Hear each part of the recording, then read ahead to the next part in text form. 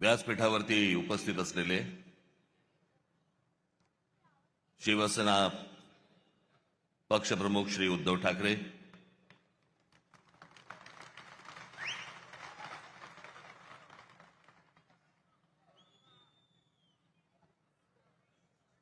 माझे मित्र आणि शिवसेनेचे नेते श्री संजय राऊत,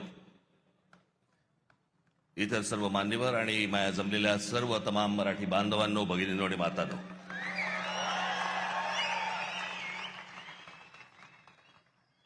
दरवेळेला इथे सभा घेतली की तो आमचा टेबल फॅन होतो. कुठे पाहायचं कळत नाही, इथे पाहायचंय का इथे पाहायचंय का इथे पाहायचंय. पण हे सरळ असल्यामुळे मी इथेच बघतो. चालेल ना?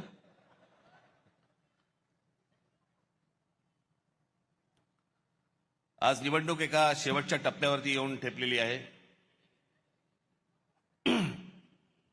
कालची सभा ही मुंबईची होती, आजची सभा ही ठाण्याची आहे. उद्या सायंकाळी 5 वाजता सगळा प्रचार थांबेल, संपेल आणि मग सरकारकडनं घराघरात पैसे वाटायला सुरुवात होईल. ती आधी झाली आहे सुरुवात. भारतीय जनता पक्षाचे लोक पैसे वाटतायत आणि शिंदेचे लोक पकडतायत. काय चालू आहे सरकारात तेच कळत नाही.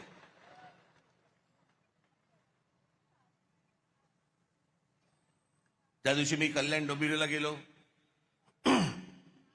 अनेक मतदारसंघामध्ये फिरलो. प्रचंड हवा आहे तिकडे. सगळ्या गोष्टी एवढ्या करून पण मी खरं तर आज त्या कल्याण डोंबिवलीमधल्या काही लोकांना मी इथे बोलवणार होतो, पण आता प्रचाराचा शेवटचे काही 2 दिवस आहेत, उरलेले आहेत, म्हणून ते इथे येऊ नाही शकले. पण मला त्यांना तुमच्यासमोर तर मला त्यांना आणायचंच होतं, मुद्दामून आणायचं होतं. अनेक लोक आहेत.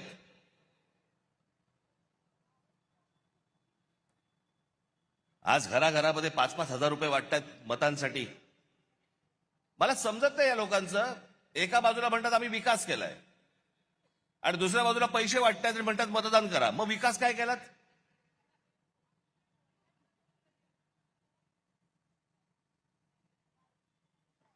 मला घेणाऱ्यांची चिंता आहे, देणाऱ्यांची नाही.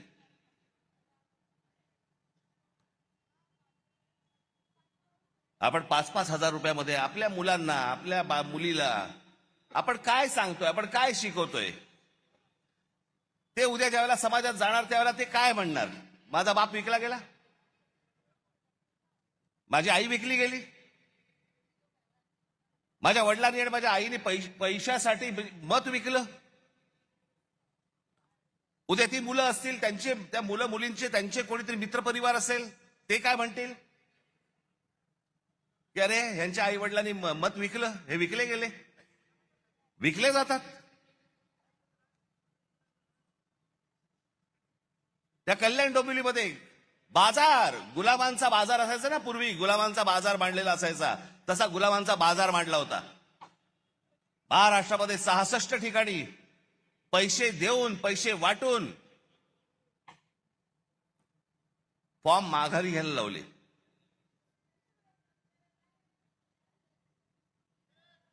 त्या दिवशी मी माझ्या नाशिकच्या सभेमध्ये मी बोललो होतो, वेडे पैसे झालेत, वेडे पैसे. त्या दिवशी एका ठिकाणी तर कोणी त्या एका माणसाने ते काय स्क्रुटिनी असते, समोरच्याचा एबी फॉर्म गिळून टाकला. बरं दिवस नव्हता, एखाद दिवस मिळाला असं, दुसऱ्या दिवशी वाट तरी बघता आली असती. एबी फॉर्म पडेल, एबी फॉर्म पडेल. इथपर्यंत गेलात तुम्ही. विकले जातायत काय, एबी फॉर्म गिळतायत काय. त्या सोलापूरला एखादा खून झाला आमच्या माणसाचा, आमच्या विद्यार्थी सेनेचा, तो तिथला शहर अध्यक्ष होता, त्याचा खून केला फॉर्म मागे घेण्यासाठी. म्हणून इथपर्यंत सरकार चाललंय. पोलीस हताश, कोर्टाकडे तर बघायलाच नको. हे कोणतं राज्य आहे? बिनधास्त सगळ्या गोष्टी सुरू आहेत. मला ती, म्हणून मी मगाशी म्हटलं ना, मला ती माणसं आणायची होती, ती त्या प्रचारामध्ये बिचारे गुंतलेत, त्याच्यामुळे मला इथे त्यांना बोलवता नाही आलं. 5-5 हजाराला मतं विकतायत. मी फक्त 2-3 माणसांची फक्त तुमच्यासमोर नावं घेतो, बाकीचे तर आता येतील.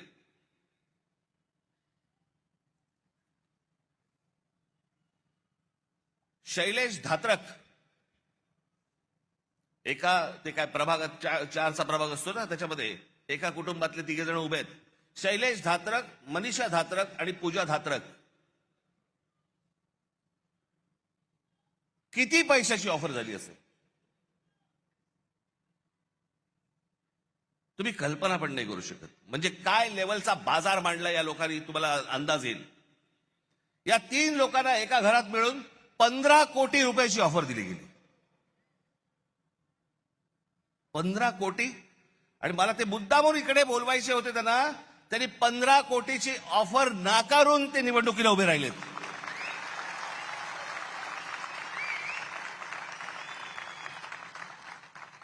15 कोटी 15 कोटी रुपयाची ऑफर नाकारणारे कुठे आणि 5-5 हजार रुपयामध्ये मतं विकणारे कुठे. दुसरा मुलगी सौ राजश्री नाईक. कितीची ऑफर झाली? 5 कोटी रुपयाची. कुठे आहेत? या इकडे, या इकडे.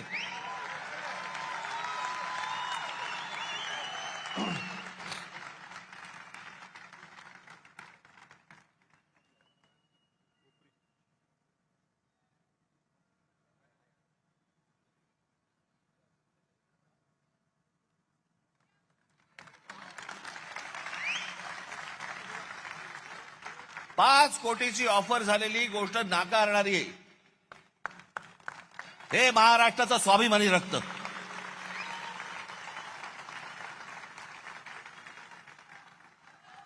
बसा ताई.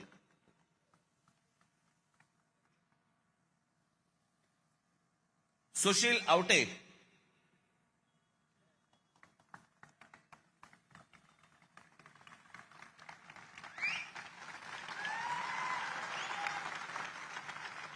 1 कोटी रुपयाची ऑफर झाली, नाकारले. अजून बरेच जण आहेत.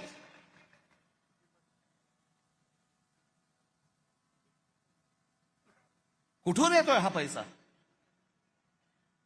काय चाललंय हे? किती पैसे वाटायचे?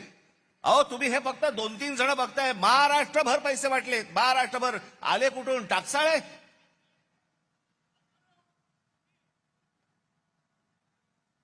कोणाला 5 कोटी, कोणाला 10 कोटी, कोणाला 15 कोटी, कोणाला 1 कोटी, 2 कोटी. काय बघायलाच नको. ही कोणती महाराष्ट्रातील निवडणूक आहे? अहो इतकी वर्ष ह्या निवडणुका आम्ही बघतोय, अशी निवडणूक नाही पाहिली.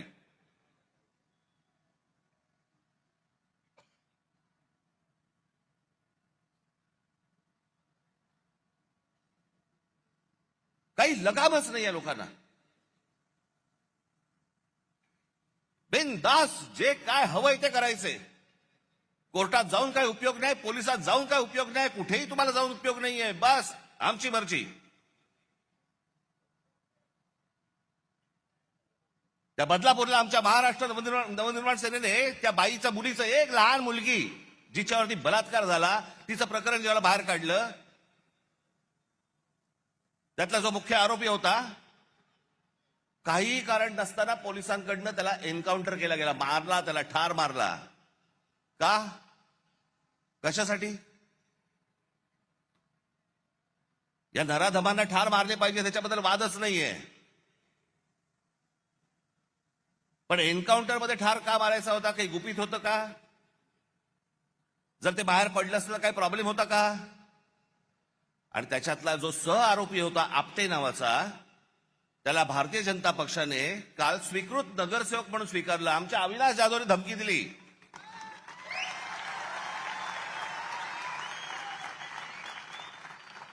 की बदलापूरमध्ये आम्ही मोर्चा काढतो म्हटल्यानंतर त्या स्वतःहून माणसाने त्याचा राजीनामा दिला की नको मला स्वीकृत. हिम्मत कशी होते यांची द्यायची? एका लहान मुलीच्या बलात्काराच्या प्रकरणामध्ये सह आरोपी असलेल्या माणसाला स्वीकृत नगरसेवक पद देण्याची यांची हिम्मत कशी होते? याचं कारण तुम्हाला गृहीत धरलेलं आहे. कोण तुम्ही? कोण आहात तुम्ही? आलात की 5,000 रुपये तोंडावर फेकू आणि तुम्हाला विकत घेऊ. ही आली कुठून हिंमत?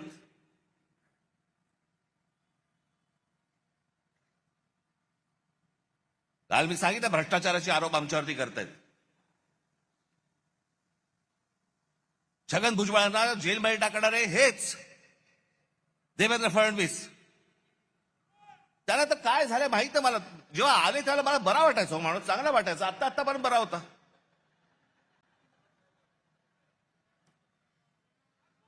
काल मी जो बोललो ना, ती रसमलाई आली होती, तो सांगतोय की मुंबईचा आणि महाराष्ट्राचा काही संबंध नाहीये. हे स्वतः सांगतोय आणि फडणवीस म्हणतात नाही, तो असं काही बोललाच नाही. त्याचा तो अर्थच होत नाही म्हणे. मला असं वाटायचं की फडणवीसांना इंग्रजी कळतं. पण कसं आहे, खोटं बोलत राहायचं, खोटं बोलत राहायचं. त्याला वाटतं ह्याच्यातनं लोकांना वाटेल की बाबा नाही, खोट्याचं खरं करता येतं. नाही होणार. आता मला आत्ताच सकाळी कोणीतरी त्याची एक क्लिप पाठवली. लावर येतोय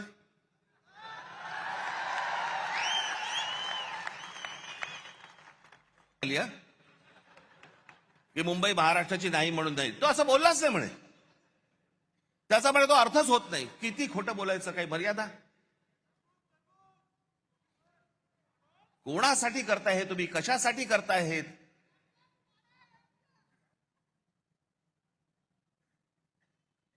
पण मी काल म्हटलं ना, हे फक्त हातावर बसलेले ससाणे होतो. जाऊन फक्त पक्षी मारून आणणे. पक्षी ससाणा हा फक्त पक्षी मारून आणतो. स्वकीयांचेच फक्त घात करायचे त्यांना. आमचीच लोक आमची वाट लावतायत. आमचीच लोक आमच्या महाराष्ट्राची वाट लावतायत. काल मी त्या गौतम अदानीचं प्रकरण काढलं. काय मिरच्या झोंबल्या.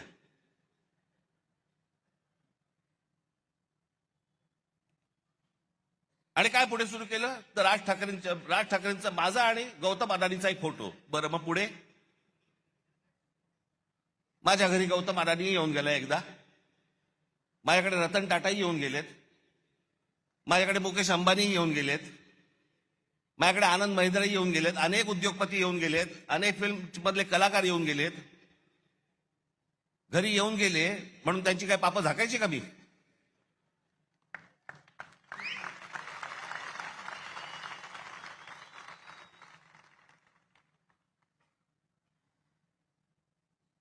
मी काल जे तुम्हाला दाखवलं हे इतकं भयानक आहे, इतकं भीषण आहे.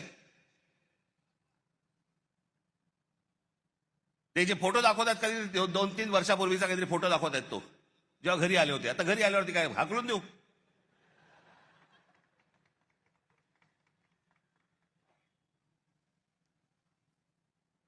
ज्या वेळेला या महाराष्ट्रावरती संकट येईल, ज्या वेळेला या मुंबई ठाणा आमच्या शहरांवरती संकट येईल, राज ठाकरे दोस्ती बिस्ती बघणार नाही कुठे.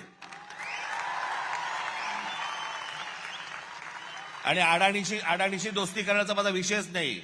मी इतका अडाणी नाहीये.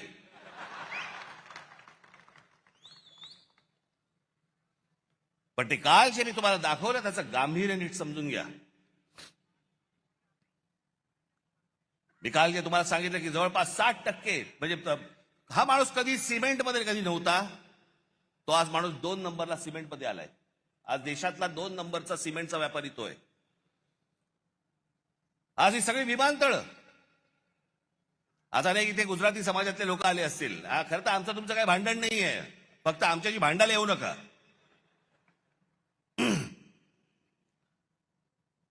हे जे डाव रचतायत याच्या विरोधात खरं तर इथला गुजराती समाजाने उभं राहिलं पाहिजे. त्यांच्या विरोधात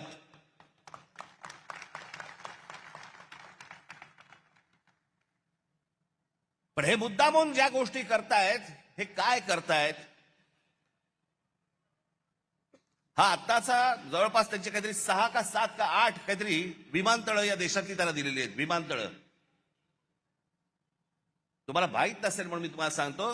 यातलं नवी मुंबईचं विमानतळ हे सोडलं तर गौतम अडानीने या देशामधलं एकही विमानतळ बांधलेलं नाही. दुसऱ्यांनी बांधलेली, दुसरे चालवत असलेली विमानतळं गन पॉइंट वरती स्वतःकडे घेतली.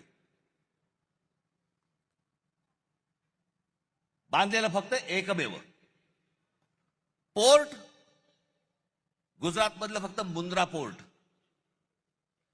बाकी देशभरामधली जेवढी पोर्ट्स आहेत ही सगळी दुसऱ्यांची होती. गन पॉइंट वरती सांगितलं ही मला पाहिजे.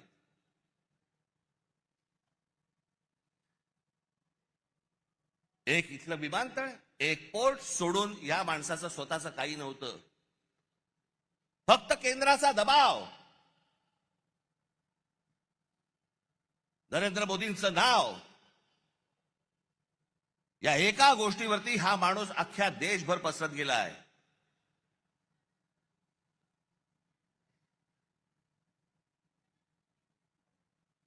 उद्या जर ही पोर्ट बंद झाली, तुमचा व्यापार ठप्प. उद्या देशामधली वीज निर्माण करणारा हा गौतम अदानी, उद्या वीज बंद केली, तुम्ही अंधारात सगळे. तक्रार कोणाकडे करायची?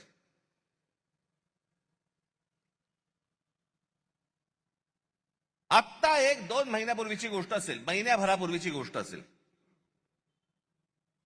तुम्ही जर विसरला नसाल तर तुम्हाला आठवण करून देतो, पण विसरला नसाल कदाचित, हा देश पण विसरला नसेल.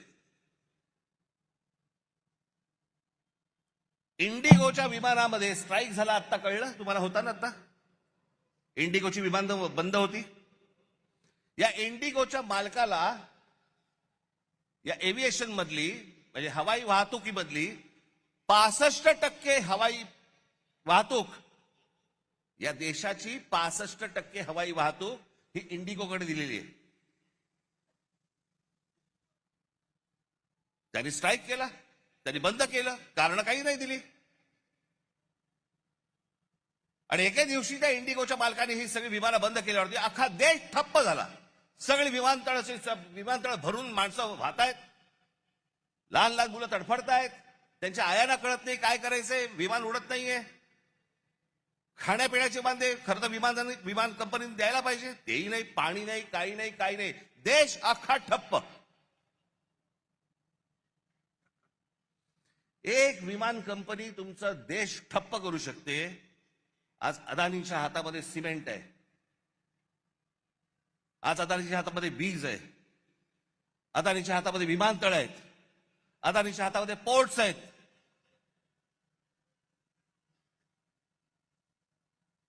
लोखंडाचे व्यापार म्हणजे सगळं. म्हणजे उद्या हे जर समजा सिमेंटचे समजा करायला लागले, भाव वाढवायला लागले, तुमच्या घरांच्या किमती वाढत जाणार. या देशामध्ये तुमचं भवितव्य, तुमचं भविष्य हे कोण ठरवणार? गौतम अडानी ठरवणार. आणि एक माणूस या देशामध्ये इतका मोठा होतो फक्त 10 वर्षामध्ये, फक्त 10 वर्षामध्ये. 2014 ते 2025 11 वर्षात इतका मोठा झालेला, इतका श्रीमंत झालेला, इतके उद्योग उभारलेला जगात दुसरा माणूस नाही. आणि असा व्यवसाय उभारता येत नाही. अहो टाटा, बिर्ला, बाकीचे सगळे उद्योगपती यांना 50, 60, 100 वर्ष लागली.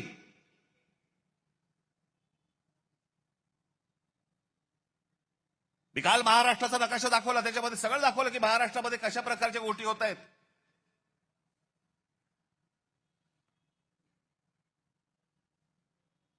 की इथे नवीन आता वाढवणला विमानतळ येतंय, नवी मुंबईचं झालंय, आणि सांताक्रूज विमानतळ हळूहळू हळूहळू सगळं बाजूला काढणार, सगळं नवी मुंबईला नेणार आणि सांताक्रूज विमानतळाचा मोठाच्या मोठा प्लॉट विकायला काढणार. आता आहे अदानीकडे. मी काय, माझ्याकडे कोणी दुश्मन नाहीये. या देशामध्ये उद्योगपती मोठे व्हावेत, पण सगळे व्हावेत, एकाकडेच नाही. या देशामध्ये उद्योग आले पाहिजे, या देशामध्ये उद्योगपती वाढले पाहिजे, या देशामध्ये पैसा आला पाहिजे. उद्या उद्योग आल्यानंतर रोजगार निर्माण होतो.